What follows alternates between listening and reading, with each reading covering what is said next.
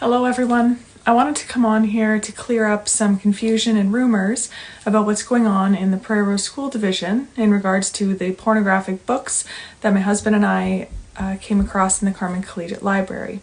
I will start at the very beginning so that everybody gets the whole story.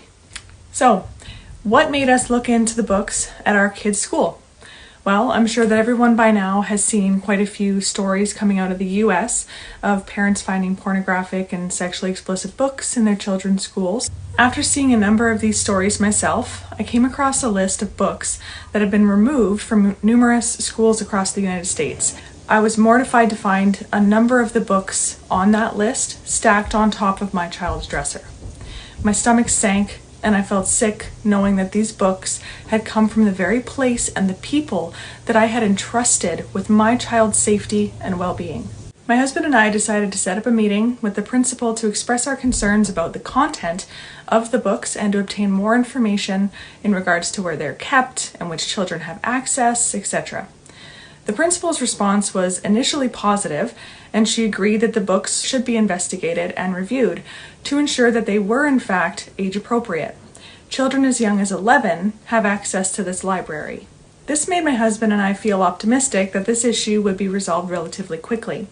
To put my mind further at ease, I also requested an inventory list from the principal of all of the books contained within the collegiate library. From there, I began to cross-reference this list with the banned books list from the US that had initially tipped me off. While I had hoped viewing the school catalog would put our minds further at ease, unfortunately, my stomach only sank deeper. It appeared that the stack of books on my child's dresser were only the tip of the iceberg. But you can rest assured I wasn't about to make any assumptions based off the library catalog, and decided my husband and I would go in person and take a tour of the collegiate library. We set up an appointment with the principal and librarian and went in to take a look for ourselves. When we arrived at the school for the tour, things went downhill almost immediately. We walked into the library and the first thing we saw was a large collection of controversial books spread out across the front counter.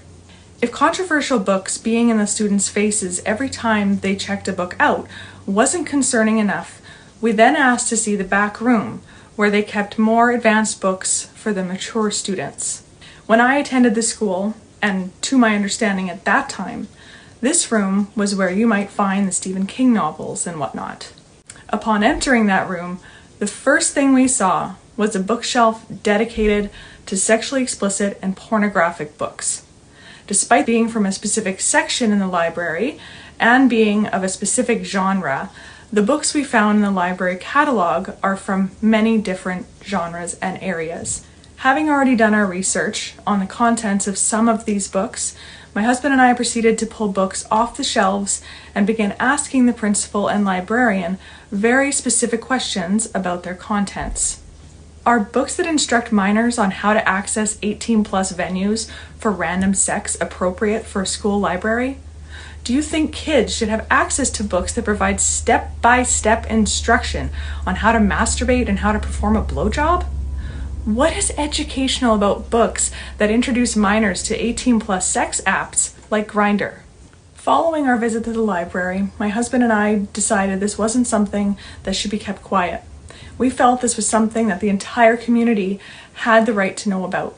It affected everyone's children, not just ours. So we decided to take our concerns and complaints to the school board. The board meeting in June of 2023 ended up being quite the event, with activists and representatives from special interest groups pushing their way into a meeting that should have been just two parents expressing concerns for their child's well-being.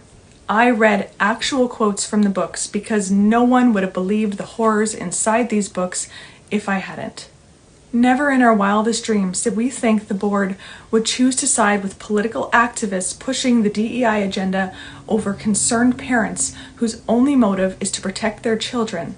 But here we are. We returned 2 more times to speak to the Board of Trustees about the same issue, and every time they repeated the same scripted response and provided no real answers.